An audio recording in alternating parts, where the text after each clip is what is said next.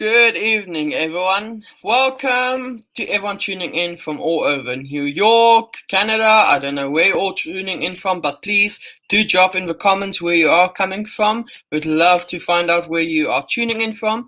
I'm coming from my bedroom in Cape Town, South Africa. It's Friday, and that means meet the team. It is now 7:30 GMT plus 2. And please drop in the comments your time zone and where you're coming from.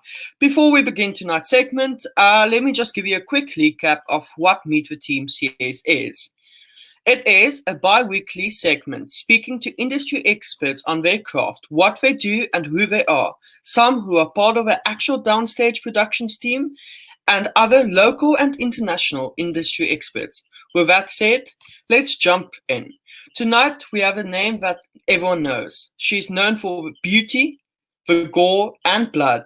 None other than Guilma Slander. Good evening, Guilma. Hello, Dion. It's so nice to chat to you. I haven't seen you in so long. I actually miss you. It's been a while, eh? How are you? How is life?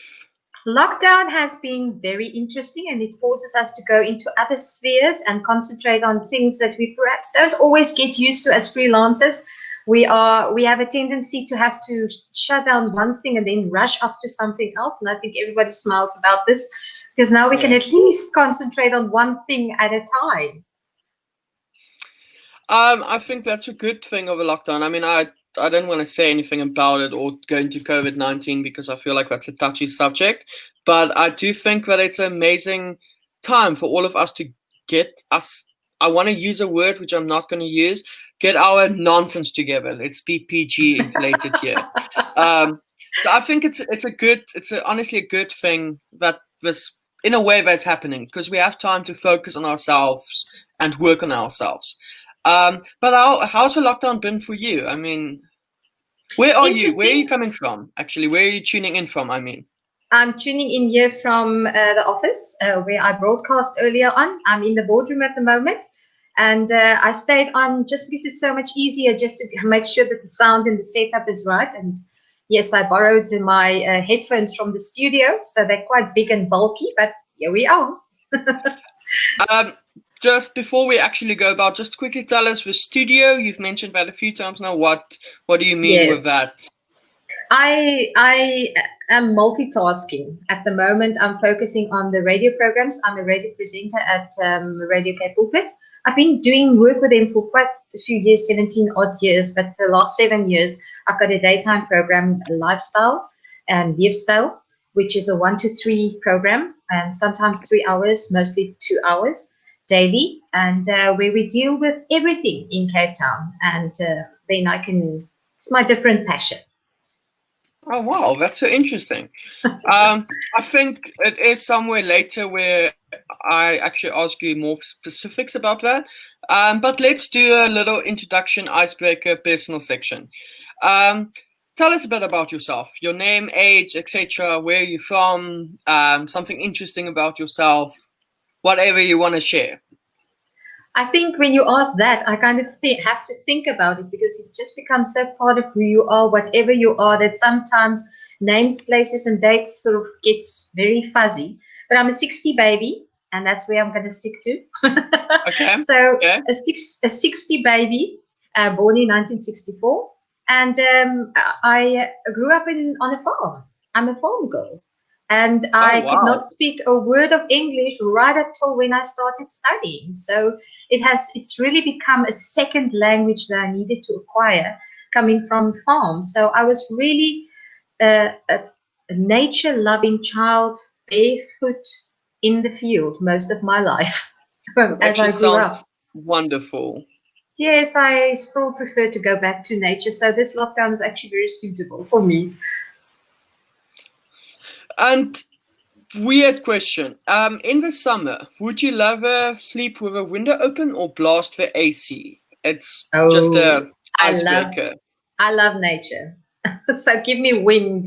Even in winter, I can go up to a certain level of coldness, but then I have to be snug as a bug, warm and fuzzy and, that sort of thing. And of course, a nice... No, I don't go for hot chocolate. I go for white chocolate. That's love. Okay, okay. Yes, I agree. That is a different, much, much better something. But yes, I agree. Wow, I never knew you were a farm girl. That's so interesting. But Really, really a farm girl, a total nature child. And I was not used to city. I, I think I will get back to nature's when I get to that age where I get bored with life. But yeah, city gets me down sometimes. well, I mean, I think the ideal place for me is like to go next to the beach. I want a little cottage next to the beach without any electricity or any cell phone, and I feel like you're on the same page with me there. Yeah, I do the Like, mountains though. I go into the oh mountains because wow, I came from the Eastern Transvaal, in Mpumalanga, where we grew up next to the Kruger National Park. So we were really in nature, and sometimes the big cats used to sneak through the gorge, as to say, and the hippos, and when the rivers are low, and they used to come and have a little bit of a gorge on our porch. So, and then they go back at night, and we saw a few. Yeah, we've got a few wild dogs there. That's the only pack that's out of Kruger National Park that roams the mountains there. So that's literally my background. that So is far very from interesting. theatre. Well, let's jump into your educational background. What is your educational background? Which university, which subjects, which high school did you go to? Tell us a bit about that. Well, you know where I come from, Nelspruit, where I graduated. And then my father was a wonderful man. He always believed that education is important. And he made provision for us to study further. I've got a twin sister, and we wanted to do something. We were very artistic, in music a little bit, and in performances and things like that, but nothing major and outstanding.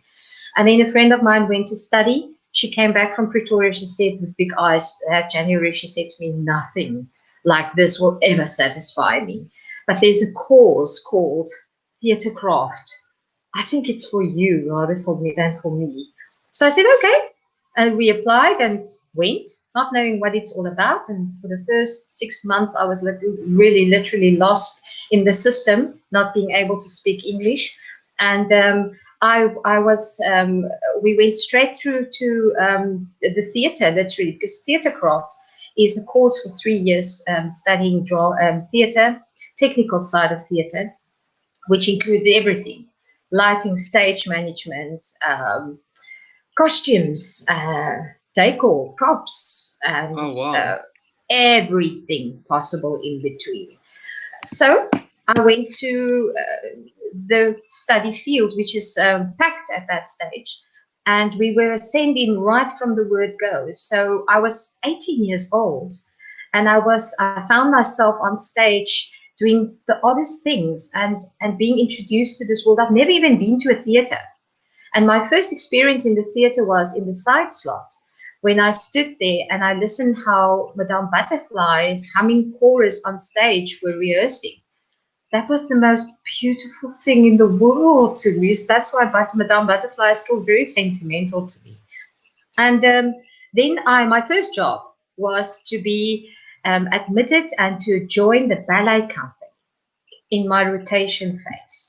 And I was the little girl that did the knobbies on the tape recorder for the rehearsals. Oh Needless to say, I never wow. said a word. And their first comment was, she's a very hard worker, very apt. She's there, she's motivated, but she never speaks a word.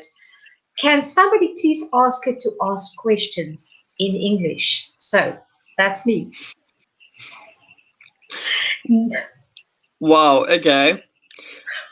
so, so I mean, you got involved in theater through university. That's which is interesting. I mean, I think you know that saying where they say the job chose me, I didn't choose the job. That's yeah. exactly how it happened. It chose me, a farm girl. I was thrown into theatre, and because I'm a type of person that believes that whatever you start, you finish. I went through my first year, and I'm a bit of a workaholic, something I inherited from my dad. And I then just went all out. I realized that this is a strange place, but let's see. As soon as I'm finished, I can still become an archaeologist, which I would love to be, or a veterinary or a vet. And then I'll study further to acquire that qualification. But let's just get through this the 3 years. I stayed. And this is where I still am. You got the bug. I mean, the bug bit me. That's it. It happens. It happens. Where are you currently employed? Are you at a theatre company or do you freelance? I've been freelancing ever since I finished my studies in the theatre. And then I started freelancing. My first production was The King and I. And it was a touring production from Cape Town that went to Pact. And we were in the Civic Theatre in Johannesburg. And that is where I was introduced to theatre. And I was assisting dresser to the leading lady. And wow. that is where I that is my introduction to freelance work. And I stayed and I moved down to Cape Town later.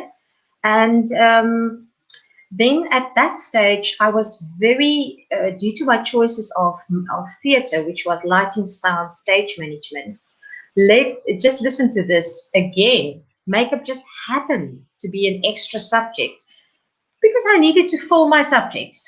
So I then started to do that. And I came to Cape Town being a stage manager. And while I was rotating in Pact, I did everything from light, sound, stage management. On my 21st birthday, I was sweeping the floor of the opera stage after a performance. So I thought to myself, I think this is where I probably meant to be for the rest of my life. So I was very keen on doing the Meganist work as well, and I had wonderful teachers. So I was also doing Meganist work at that stage, and I wanted to become a Meganist. And I was very good with feeling the thing. In those days, it wasn't as hydraulic as it is now. So we saw a lot of changes in theatre as well. And I've always been a freelancer. So when I moved down to Cape Town, I just continued being a freelancer. Wanted to break away from theatre at one stage, thinking, you know what, maybe I should pursue other careers. And then before I did that, I realized, okay, let me just get to know the theatre behind the theatre. In the sense, let me get to understand both sides of the theatre. So I studied drama for 4 years.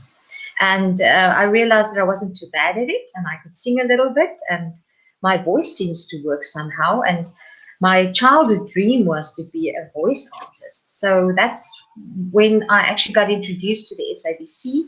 I auditioned after my 4th year, and I was favorably looked on, and I succeeded as one of 2 people and started doing radio work. And then I left the theatre for a while. When I did radio work with the best in the business and still doing radio work, and then developed my voice. And then I went into rehabilitation, which is close to nature, close to my heart. And I chose Sandkop, and I stood on Sandkop's desk and I thought, oh, this is going to sound arrogant when I share this with you. But knowing me, I'm not an arrogant type of person. So I stood there and I thought, wow, I think this is where I'm going to be home for a while. And then I did makeup. I left everything there. I left the makeup, I left everything. And I became a volunteer coordinator at Sandkop, where we went through the 2000 oil spill, which is the biggest oil spill in the world. We rehabilitated 17,000 birds and saved the species. I was part of that. I was also in charge of 17,000 volunteers, and I trained them, and I was also good with sharing and talking to people, educating them. And then I became a teacher, and we wrote modules for training them and becoming volunteers and how to work with the birds. I realized that I was good with handling birds, and I qualified right up to dealing with ICU and injections and little birds. But interesting enough, while I was doing that and saving the world and doing all of that, I still got called by the theatre. And being the sucker that I am, I still said yes. So I never really left theatre, to be honest. I still did small things or voluntary things or helping people. And then I started to go more. I still did a lot of stage management for big productions when I eventually greeted my work at Sandkop and went back to theatre full time because I just couldn't manage all of it. And then I decided to focus. I did works on stage management quite a lot, but then I noticed that there's a gap, and I started to become more involved with makeup, and this is what I seem to be doing more and more and more. Wow. I mean, we've worked together now for, I think, what, 4, 5 years? 5 years, yeah. I think Chotsi was our first one together. That's correct, yeah.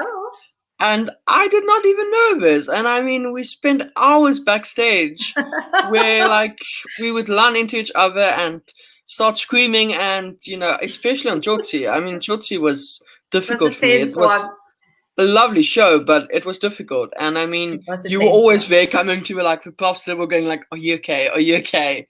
And I mean, we've worked for like what 5 years, and I never knew it. So that's so interesting.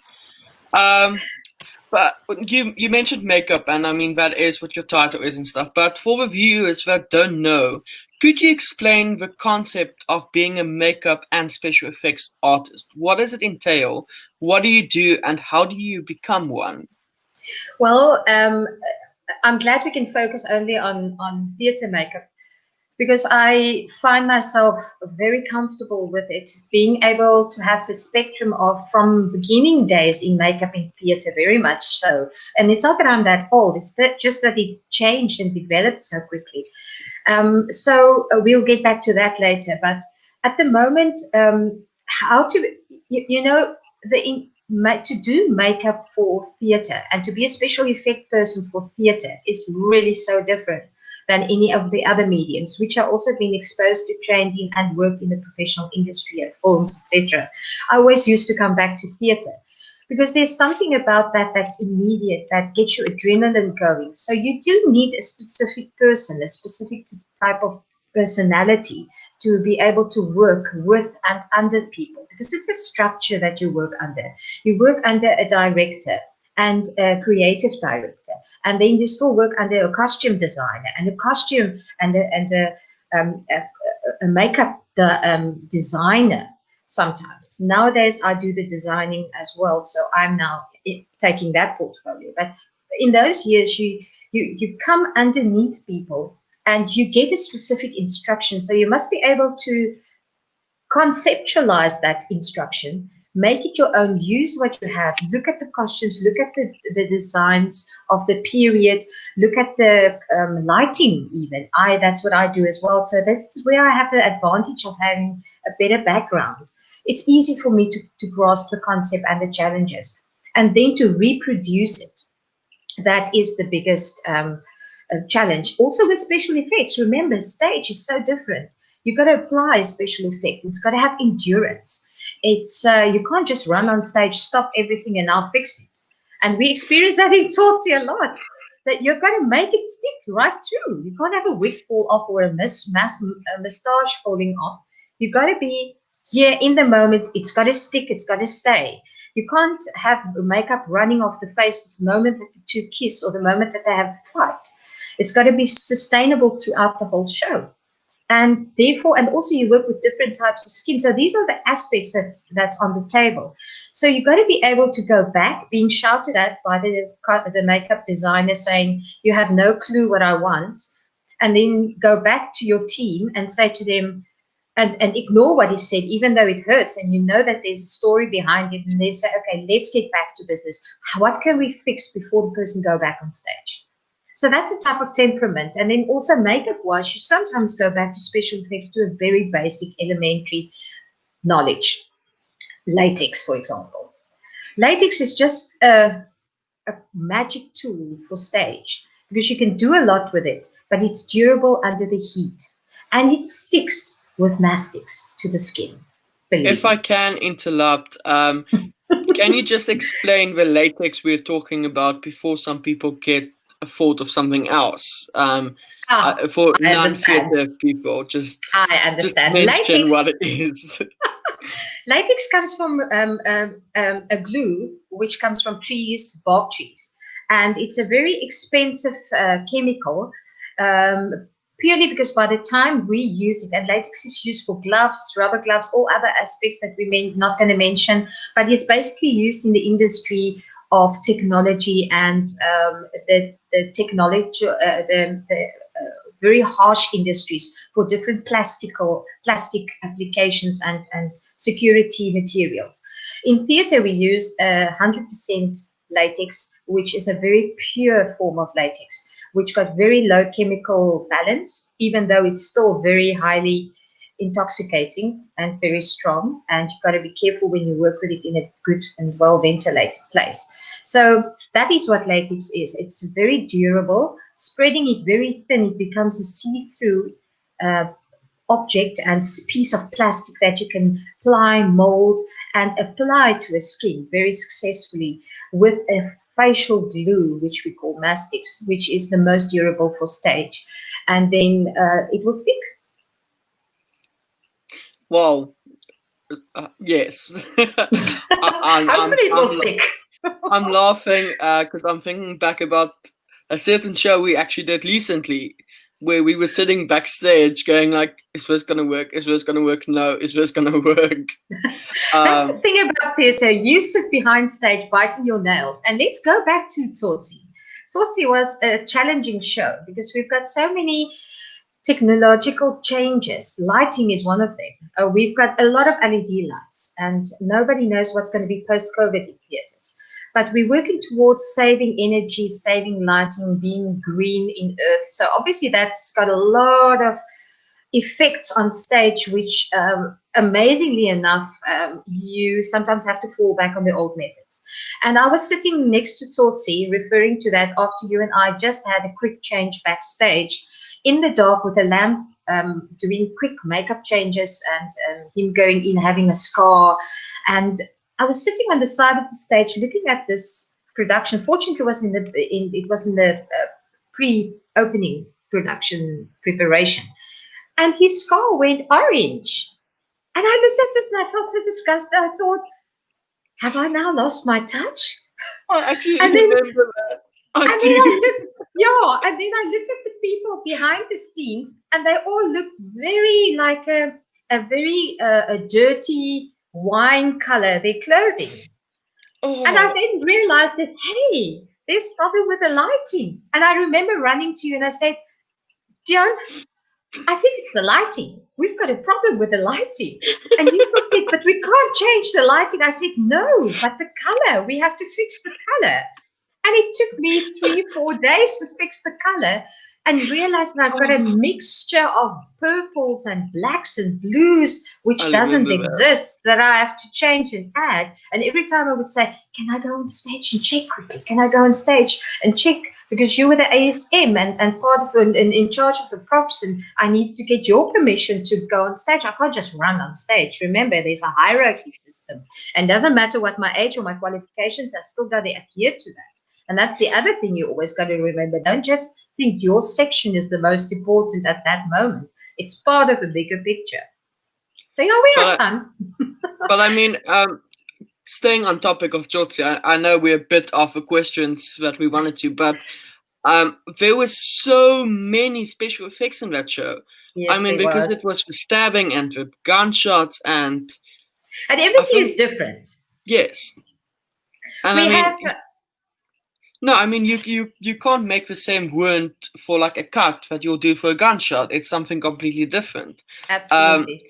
And I think that is where the artistry comes in, because working with you, I've seen your diligence of going like, no, I actually need to test this. Like, we're going to stick this now on your hand and we're going to test this and see if this works, which is amazing. Like, I think you're right there, because it's not that one's a scary cat, but the reality is each person's body temperature works differently with a very elementary thing like a wound. I prepared quite a few head wounds because they needed head wounds. Now, remember, you can't do it you got to be bigger than life for theatre, yet very, you know me, blending is the big thing. If there's anything wrong, I would always grab a brush and I would do the blending thing, because blending is just part of me, I suppose. It's got to be blended, everything, and even the edges of the makeup, even if it is for stage. And I know people get away with it because it's a big stage. Depending on the stage size, you can get away with it. But I always still feel respect the audience and blend. I mean, we'll get to that later, but I mean, I remember a YouTube video that I watched once, and it said, it started with, just blend. For God's sake, just blend it. And that's all I remember from that video. If you could, explain to us your process in planning a makeup or special effects look for a certain individual. Say, example, you need to give me a scar or makeup for me. What is your process? How do you go through with that? Well, let's use the big production that was a few years ago. I was actually called the Blood Lady in that production, because we had a team that did the ordinary makeup, and then I was called in just to do the bloods. It's a Tiger Bay the musical. It's a big musical that had its premiere here in South Africa, and then went on to a festival in Norway, and then it's being prepared, and it is going to feature on West End soon. So it was a progress of continuation and building up to where it is now, which is wonderful. And if people think that musicals just happen and they on stage, even in Les Mis, they had to cut a few songs, add a few songs, change a few songs in order to get it to where it is now. And the same process happens with Tiger Bay the musical, but there were a lot of blood. So it's a good example to use. We had a special makeup effects stands that we used, rooms, water, basins that we needed to wash. That was all set up backstage. And sorry to say, it was just before all the water restrictions. And I did try to get it to save them and throw the water out, but everybody was so oozed by the blood that they didn't realize it was just unnaturally done. So congratulations to Ziggy's Makeup that provided the makeup for us. But yes, so what I would do is I would work with a stunt coordinator. We would go through all the scenes. We had an international cast here, and I think this was a very special program and for me, because of the fact that John Owen Jones was there. Now we don't need to introduce him. He was the ultimate of ultimates, my hero. I never actually worked with him, but he was there on the set, and so many of the other West End actors. So we went through with this makeup and special effects coordinator. We had and then talk through how they're going to do different scenes. Where are we going to place blood in bags or in containers, in bigger hidden containers, and as they move their specific movement, falling into the container, the choreography thereof, lift up. And then what we will do is there would be another container somewhere else, and then will be different bloods that we use, edible blood, which would be used in the mouth, which will be on this side, and the blood that's going to be used to shoot and make, on the body itself on the other side. So there's a lot of technical aspects that you literally walk through, create and place. And then you have lots of technical rehearsals. Special effects, we had special effects for the child's finger that was cut off on stage, which we spent a lot of time on. We couldn't go the normal route, which you will first of all think of when you do films, because it was theatre. It was a child that wasn't used to theatre that was going to be on stage, and you can't rely on children, they get all flustered. So we had to work on it for days on end, rehearsing it and planning it, and then eventually, and testing it out. And then eventually we had to work with an actress that was very nervous, wonderful actress, but very nervous about technical things, which made me nervous because I was just so frightened. I knew it was going to work, but will she be able to pull it off? So eventually what we did is we had to do syringes and with tubes onto the finger. It's supposed to be a middle finger chop off, and the blood had to spurt out. Very gross though. And spurt out as she was chopping it off on stage. We got it right in rehearsal number 2. And we felt to the height of heaven about this. And then the director, and we thought, okay, now we've got it. It's final dress tomorrow night. No, it's actually opening night tomorrow night. Final dress went well. And then we got this bummer. No, it's not enough blood. We want to see more. So we thought, just repeat this whole thing, do 2 squirts of blood. So we had the afternoon rehearsal that didn't go so well. The actress just couldn't cope. She was totally unnerved. So by opening night, I was chewing off my fingers, thinking, oh, please, Lord, let this just work. It worked chewing beautifully. Off your fingers, not chopping it off, correct? Hey. No, my fingernails were gone. I was really, and obviously blood stains, I actually didn't care about it anymore. I just want this project to work. It's opening night, international cast. So it did. It worked so well that the blood spurted right into the orchestra pit, into the oboe, which was part of the instrumental brass band thing. Needless to say, it was cut out. I just got nervous hearing that. So it was cut out after that. But we worked. That's all I could say. You mentioned Siggy's during your set just now and stuff. And I actually want to ask you, can you elaborate on the type of materials you use and why? In short, do you have a favorite that you will always use? Like a name brand or special effects? I think makeup wise, I would go back to Siggy's. Mainly because I was a partner in the makeup, and when Crowlin withdrew from South Africa early years and we were so isolated as a country, Ziggy, the gentleman that was partly was creating makeup for Crowlin, stayed in South Africa, a German gentleman called Sigmund Rabe. And then with that, he built a brand for South Africa that we used in the industry together with Leichner and later Crowlin. But he made this stuff and then he gave it his own name. Under Ziggy's, he produced it and it was used all over South Africa. He then moved to Cape Town. His wife unfortunately died and he lost interest in the brand.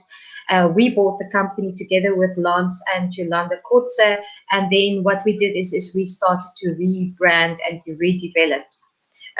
We, meaning Yola and me, moved on in the meantime, but I had a wonderful opportunity to spend a lot of time manufacturing makeup with pigments and with everything. I hit the streets. I made 48 colors for the more ethnic skins because we realized that there was a gap in that market. And then I could use it very successfully later on. So I believe in the brand that I had the privilege of working with from the beginning, even though I'm not brand fixated. But I do use that brand a lot, Ziggy's makeup. The main reason is I know the brand, I know what goes in it, I know it's not tested on animals. It is very much locally made, South African made. For the people that's overseas, you know how we need to support our local brands, especially in COVID. And they also make the most amazing blood, which got a wonderful history, though. The blood was made originally for a production called Shaka Zulu, which was made in South Africa in the 70s. They brought in blood. It was an overseas production. They brought in blood for this big 16th of December bloodbath of enormous proportions.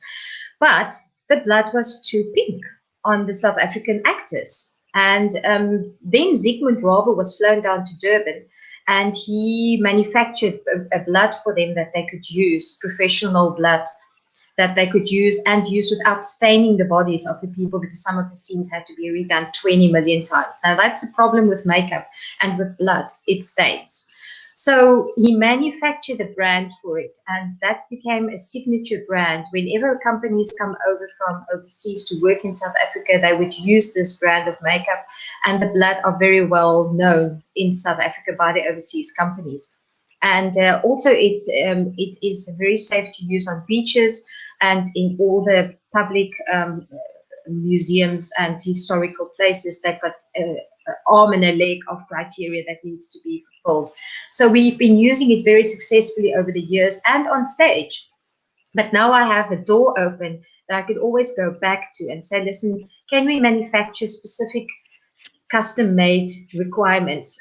Like in Tiger Bay, we made a wonderful blood that's edible. So much so that one of the actors just fell in love with it. And there's quite a few pictures on my Facebook of him standing there, just being very comatized by the sweet smell and taste of it. So he was addicted to it.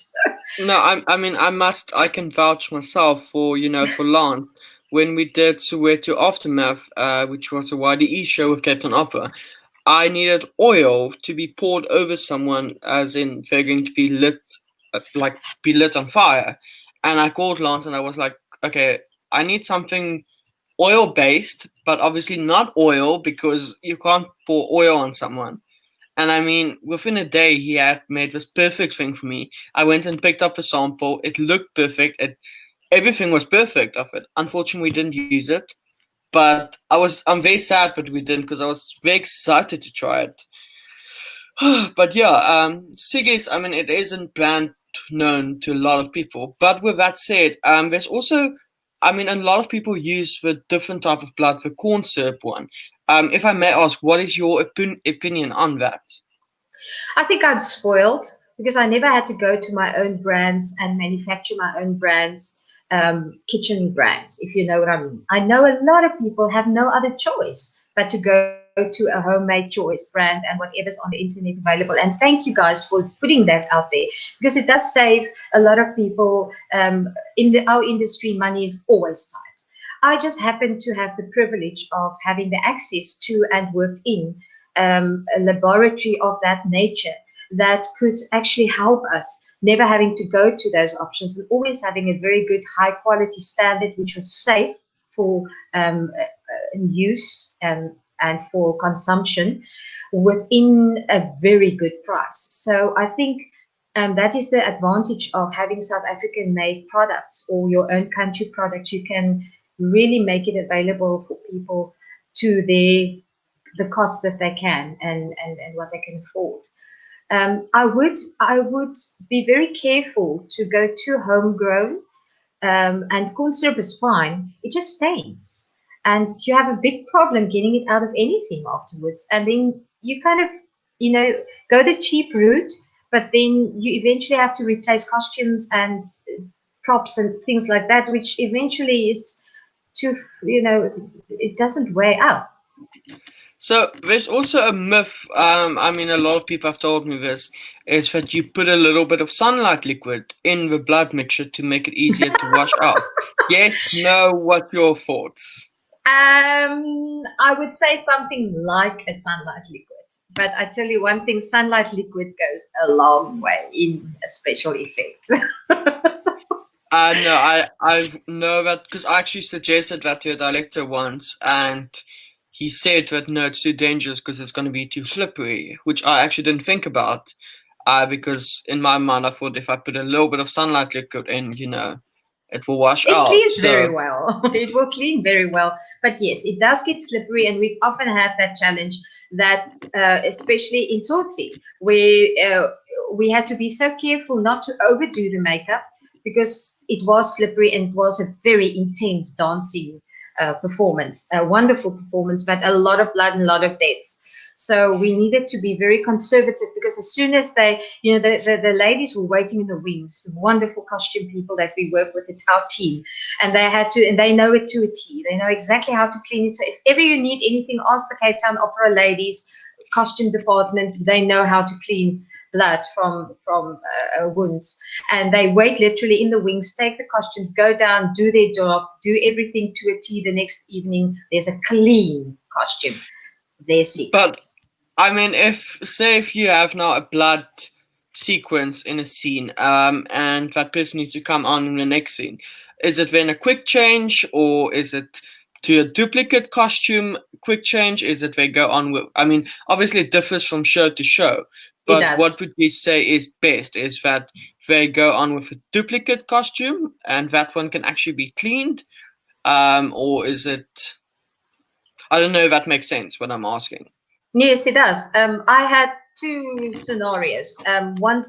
Sometimes what we will do is we will clean up and give new costumes, and that is where planning in your construction of your wound and in the construction of the timing of changing clothing comes in. Sometimes you would go to a complete new outfit, and sometimes if you have time, and I've had that in Passion Place, a professional international Passion Place, where I made a whole back wound, and where we could literally, after the one scene, we put the wound on before the show starts, and also it protected him from being lashed and whipped.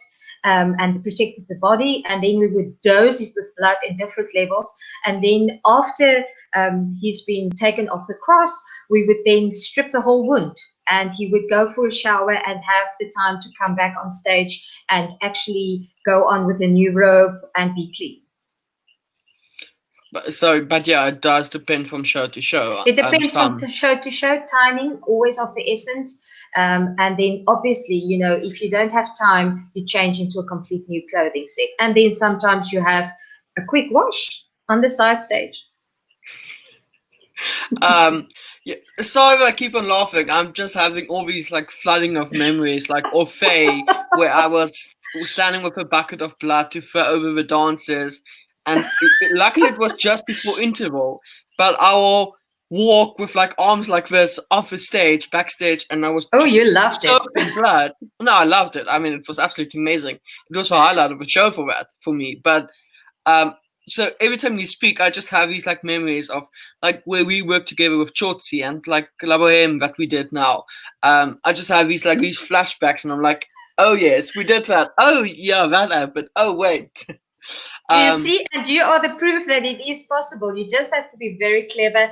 And in both cases, like you will know, because you were part of the process, we really thought through the whole thing, spoke about timing, spoke to the stage manager about the possibilities, what is possible, what is not, get everybody that's involved input into creating something very small. But if it's not effective and realistic, then it's not working, and it's got to be perfect.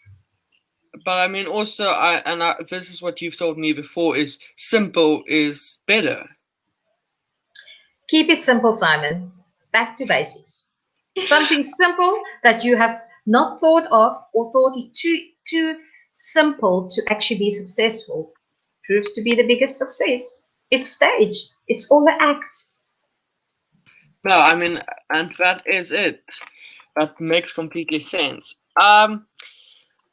You've worked on quite a few. Well, I mean, quite a few. That's an understatement. You've worked on a lot of shows. Would you mind telling us a bit more about some shows? Which was your favorite, most difficult one to work on? Which was the most gory one? Which was the one that you cried yourself to sleep? All those horror stories type thing. Well, I mentioned the Tiger Bay, the musical. I think I will always come back to it because it's probably the most goriest show, as I explained to you guys now, that I've worked on. Especially, I thought, we're having kids in there, and then during when they come off, I just want to add that, and that's why I say it's the goriest. The kids love the blood, and I had to make them look being very torn and tattered and very beaten up by whoever was looking after them in the orphanage, and that was really a cruel thing. But they loved it, and they went out, and they would remind me, remember that. And this is the one thing I do want to mention. It's totally off the subject maybe now, but remember, continuity is very important. Whatever you do tonight, you must do tomorrow night, and you must do it the day after. So take pictures of big scenes, and that's what we did with Tiger Bay, the musical. Actually, always, if there's more than one character and I'm responsible for everybody, I always take pictures of the people when we start, so that there can be continuity.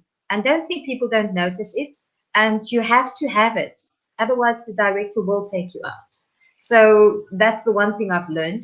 And I think the other thing, something that was really very simple, but yet so complicated, was a production I did once, which was the Fiddler on the Roof. And they had, there was a lady that we had to harness her up every night and bring her down onto stage. Technically, it was a nightmare. And we had to adjust the makeup. It was a simple makeup design, specifically because she was really so anxious, and it was off by the time she actually goes on stage, just with the putting on the harness and the putting on of everything. and her nervousness, that we kept it simple. And yet, and she was very shiny, yet when we used to put the lights on her, and her distance from the lights above changed, the whole look of her changed. And that caused me really to go back to basics, to see at what stage is the director willing to lose some of the effect to get a final end effect. Then you have to go to the director and say, listen, this is the effect that we get due to the distancing of the lights and the color gels that you have designed to put on the lights. And then you go back to the people and say, it makes my job very difficult to give you the best for the moment. Is there a compromise that we can come to? So sometimes you have to go to them, be honest, and say, please help me to make this the best ever. But now in this case, where we had Fiddler on the Roof, and that was the one challenge, but the other challenge is to age one of the actors. It was a very long run. One of the actors had a very sensitive voice and was busy giving in, so we wanted to give this actress a break by using another actress, and she was much younger. So we had the challenge of aging her. Now, yeah, you think aging is easy. It's also a little bit of a special effect. Aging a few lines, and yeah, that's the easy way. But knowing Guilma with her blending issue, it's got to be perfect. And it wasn't at all. I was so disappointed. I cried my eyes out that night and said, and I'm a believer, so I prayed and I said, please now take me out of this business. I'm a total flop. And then it took me back. I got this, and he showed me and he said to me, go back to basics, Guilma. And then I went back to an old method. Now, remember, I'm from the 60s. Now, okay, I was born in the 60s, but I was like 70s, 80s. So I was in the early 80s being taught originally. So some of the old methods in the books were still in existence. So I literally went back to one of those books that doesn't exist anymore. They burn them now because they're too old and outdated. And I found a method that I could use and apply. And eventually, by changing the texture and using a stipple sponge, which is a little sponge we use, all your makeup artists there will know that that's a very big treasure in your makeup kit that we use for making it look as if you've got a stipple beard, or somebody looks a little bit drunk and you create an effect on the skin like that. For stage, I mean, for film, you use something totally different. But I had to go back to that method to create a specific effect on the skin, layering it with different colors on the skin, which is not used at all anymore. And that worked.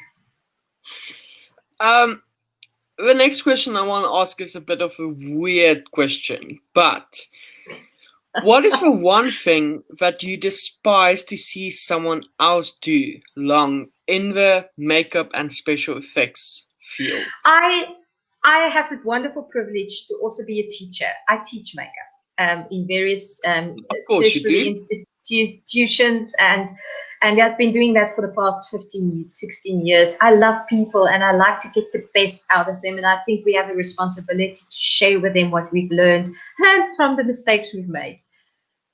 At the B word, remember we mentioned it, the blending thing?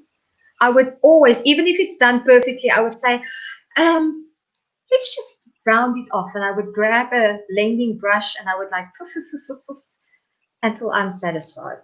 And then the student will look at me, or even my colleague and that's working under me would look at me as to say, but what did you just do? It still looks the same, but it doesn't.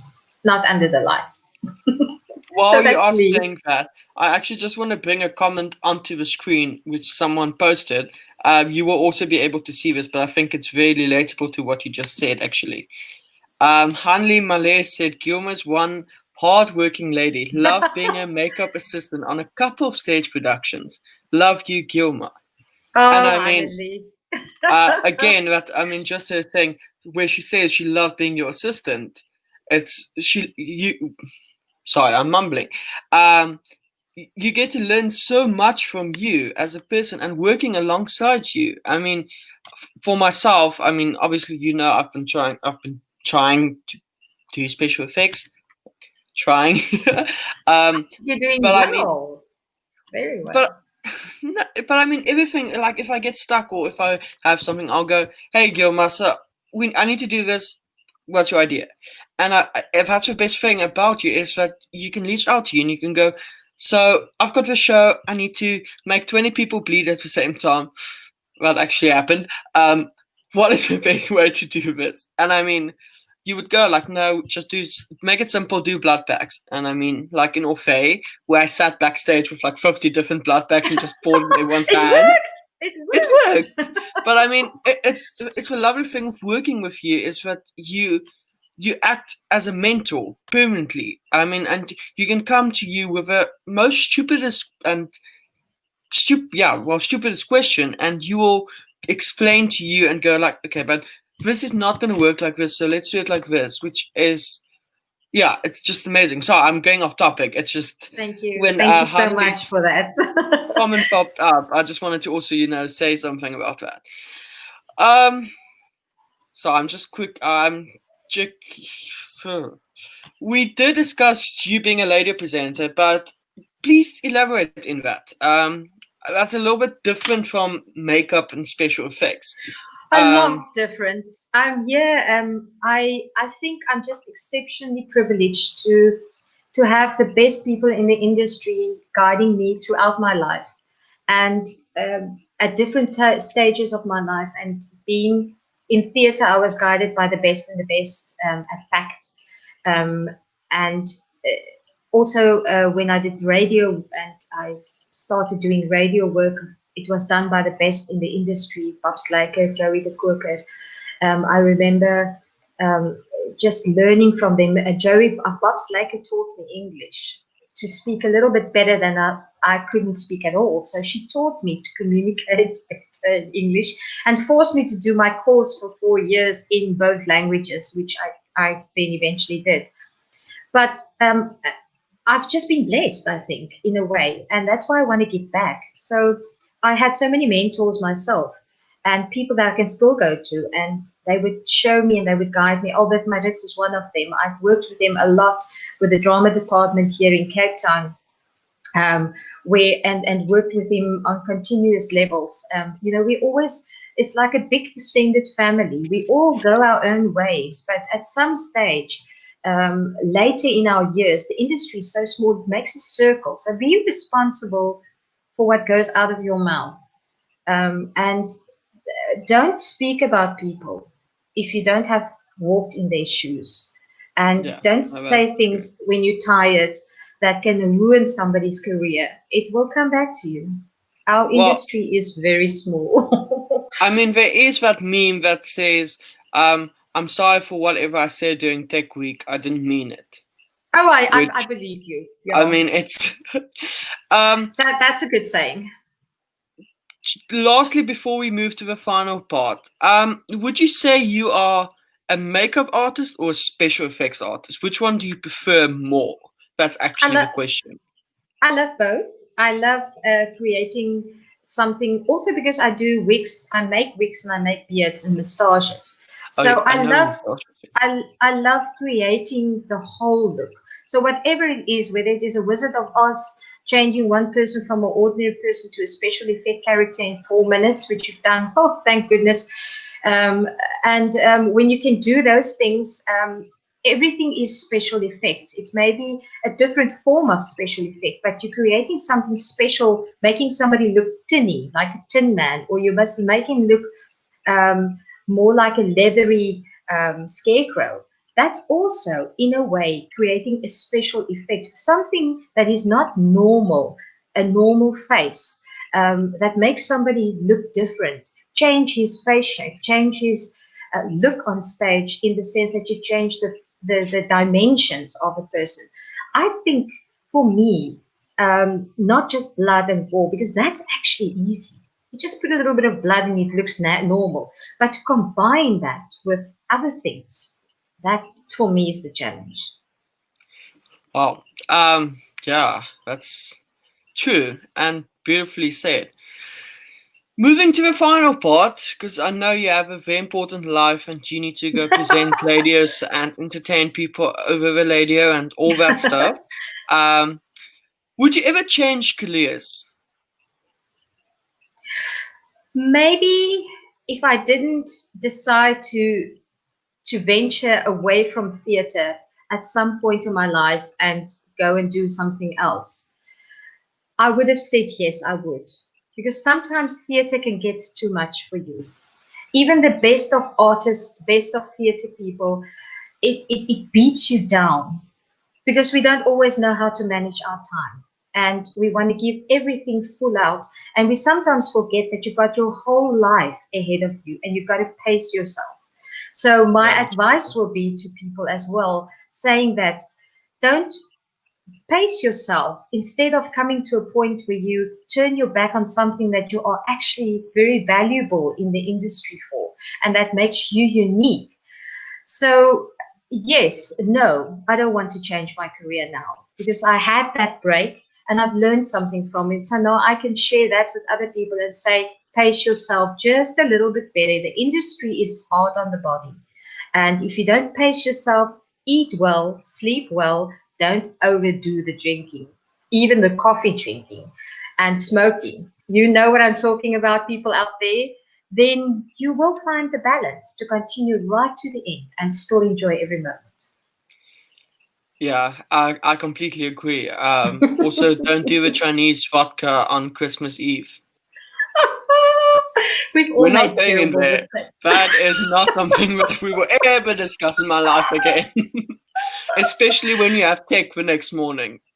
You've Just learned the don't. lesson. Just You've don't. learned the lesson. So the next question I've asked most of our panelists that we've had on. Do you think there's anything that needs drastic change in the industry and why? I'm so glad you asked that question because, yes, I've experienced that there's such a lack of real understanding of what people go on and off stage, the whole back and on stage, what they go through daily to perform. People complain very easily about the prices of tickets, but there's a whole world that you don't understand that gives the utmost for you to enjoy. And I think there's just sometimes I feel that the respect of paying a ticket. If you can pay an overseas artist coming to South Africa 1,000, 6,000 rand to go and watch him, we have wonderful talent in your own country, and they do need and they do have earned respect. Please show them the respect, and especially now during a terrible, strange time in the world where we as artists have to really rethink theatre. We're going to need the support of people out there to start making that change and that transition into something that's new to all of us. Even the new technology, nothing could prepare us for what we're going to have to go through now. And we have to rethink theatre in totality. And this is a difficult time for us. And we do need your support. So when we do things online and when we do productions online, and please support them. Go and pay your stipend to see the show and give positive feedback. This is new for us too. So we're putting our life on the line to still keep on going and do what we love.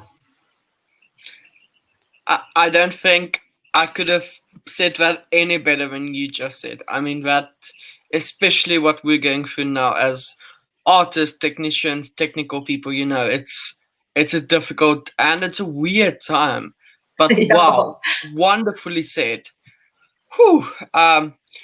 Goosebumps. I feel like I need to go smoke a cigarette. Well, no, Please I can't do. because it doesn't exist and it's banned in South Africa. Oh, But that's true. whew, wow. Moving on from that enlightenment discussion, do you have any exciting projects coming up that we can look out for, and where can we find more information about it? Well, seeing that we are all bogged down, at least I have the freedom of the media to still move around. And I don't think I felt the COVID in being locked up so much because I still had the opportunity to come to the studio and work. So at least I saw the street and stop streets and things like that. But I had the opportunity last year to start with Do It Saunders, which was a Turkish trance dubbing, which is a new field that I started to go and venture in since last year. I always wanted to go into that, even though I have done dubbing for animation. But this is a little bit different.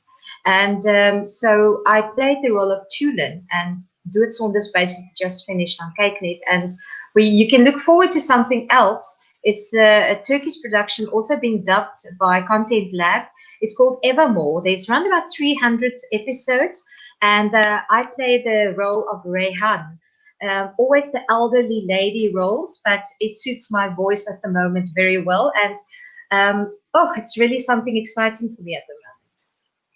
That sounds amazing. Please, once the video's done, please post a link in the comments of this, and we would love to go watch it, or I would love to go watch it, or send it to me and I'll post it. Yes, please. It's going to be on CakeNet, the premium slot, and it will be on CakeNet Plus as well.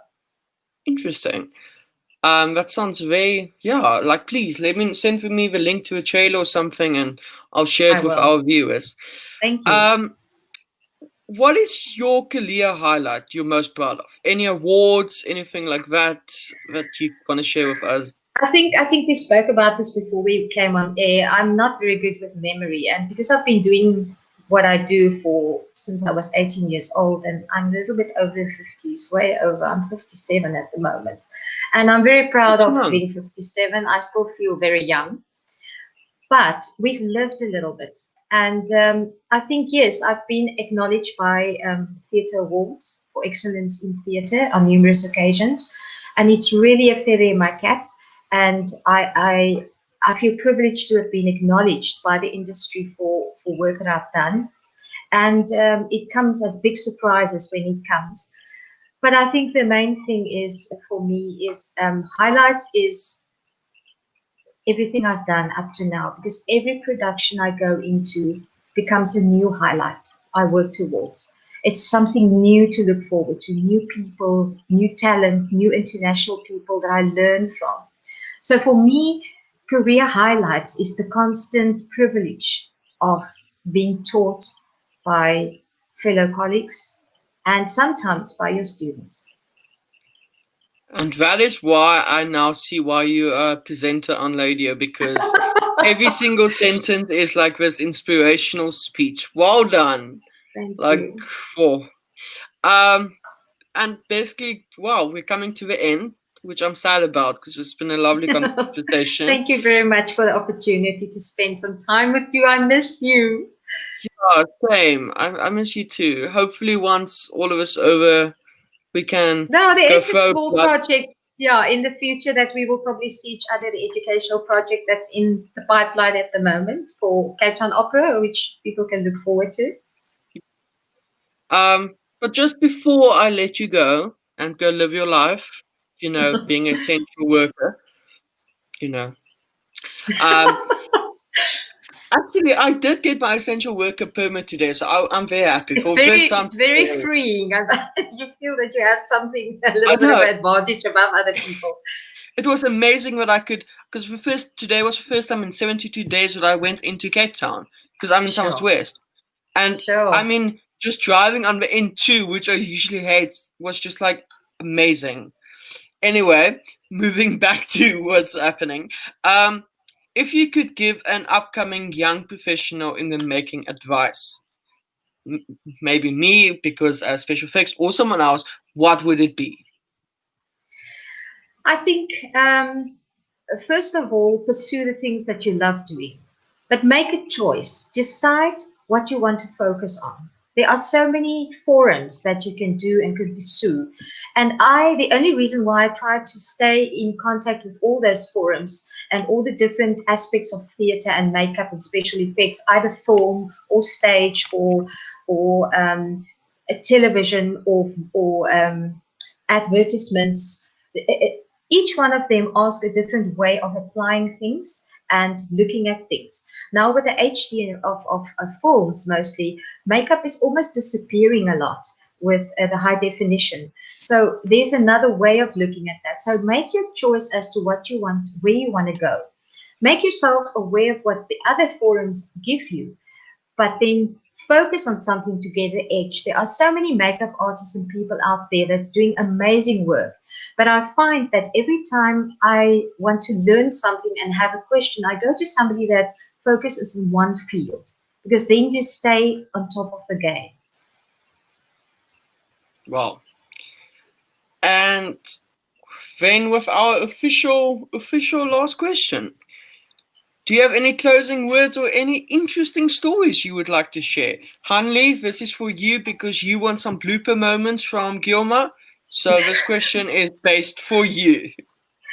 I don't think, I just want to say, Hanneli, I remember a day, this is not what I want to conclude with, but I do have a very soft, sentimental spot. We were exhausted after King and I and double castings. And, working with kids is just exhausting.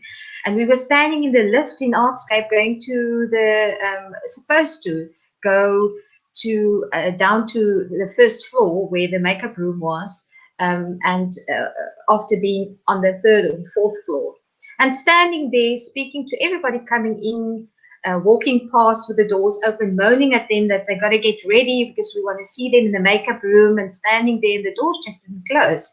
And we were like so exhausted. We kept on talking about this difficult thing we needed to solve with the coloring of the people. And eventually somebody walked into the lift and actually pressed the button. So we just forgot to press the button. So Hanneli, this is for you. I think we've all been there, but just these people will understand the tiredness and the exhaustion they are. Definitely. I mean, you can't explain that to anyone else. Mm-mm. Any closing words from your side before go? I think I want to conclude with what Maya Angelou said. Pursue the things you love doing and then do them as well and so well that people can't but take notice and take your eyes off you. I'm speechless. Wow. That is a beautiful ending. That actually gave me goosebumps now, and it's not because it's cold outside. Whew. Guilma, it's been an absolute delight and amazing honor to speak to you. I can't say thank you enough for coming on live with us on Facebook and YouTube. You've been a delight to speak to, and I really hope we can do this again, bring you on board again, and we would love to hear some more of your stories. I think this was one of the best hours that I've had discussing with you, and I learned so much about you that I never even knew, and we've worked together so many times. Why? Anyway, there's never time to concentrate on everything. Once this is over, coffee, and then I need more stories. Because there's some stuff that is like open-ended now for me, and I've got questions and I need to have answers. But honestly, from my side and from Downstage Productions, thank you for giving us your time. Thank you for coming on board. And yeah, that's all from us. Thank you. Thank you. Have a wonderful evening, everybody. You too, Guilma, and stay safe. Good night. Bye. Wow, everyone, that was a stunning session speaking with Guilma. She had so many beautiful stories, and that last ending of a quote, I feel like she needs to send that to me. I actually want to put it on the Downstage Productions Facebook wall. Before we finish, I know everyone's a bit tired. It's a Friday evening, but there is some stuff I do want to discuss quickly. As all of you know, the hashtag 2020 vision of Downstage Productions and going forward. We are working on this, and with everything that's happening, we are obviously going into a digital age. But with this, unfortunately, certain stuff does come up which is cost related. Certain stuff that we need to host, like example, the streaming platform, we do need to pay for. And it's not something that anyone likes doing. But if you can help, if you can donate the smallest amount, currently the Downstage Productions team is covering all the overhead costs out of our own pocket. And it is a difficult time, but if you can assist, please do. We would love that. And as previously mentioned, we are still ally of Feed Our Crew, and 20% of the donations made to us will still be donated to Feed Our Crew to help the initiative. The link is down below where you can go donate if you want to. We would love that. And then quickly explain to you our projects going forward. So the first project, which is coming up probably in the next few weeks, days, depending on how the schedule is of everyone, is Downstage Productions in digital. This is basically bringing some of our past and upcoming shows, work, and events to you digitally. So this will be the performers in their house acting this play out or doing a scene of a play which will be streamed live or recorded and then performed. We will also then be doing downstage production in discussion. And this is another project which came aboard last night, actually, after multiple discussions on the stage management forums that I'm on and stuff. But basically, Downstage will embark on having live discussions about different topics in the industry. Example, mental illnesses, hostile work environments, how to communicate about money, that sort of stuff. Sorry, I've been speaking too much. And then lastly, the project which I'm very excited about and which I've been trying to get off the ground for so long, and for COVID-19 that has actually now given us the time, is for technical workshops. So basically what that means is we will be doing a live session of a selection of workshops, technical workshops presented by industry experts. Example, makeup and special effects, stage management, assistant stage management, what is a prompt copy, how do you make a prompt copy, how do you mark out a props table, what type of lights are there, the basics, literally just the basics, but in a way this will be done for a younger generation to show them that there is a different form to theatre than just acting or dancing, and that there is also different careers to follow if you want. With that said, thank you. Lastly, the link is below. Also, you can follow us on Facebook, Twitter, Instagram, Downstage ZA. My words is not working anymore. Follow us on Facebook, Twitter, Instagram, tweet us, send us an email, do all of that lovely stuff. Thank you for attending tonight, and we will see you Tuesday. Same time, same place. Thank you, and have a lovely, lovely evening. Stay safe, wear your mask, sanitize, and be excited for Monday, because I know a lot of people are, for something special happening Monday, especially with South Africans. Good evening, everyone.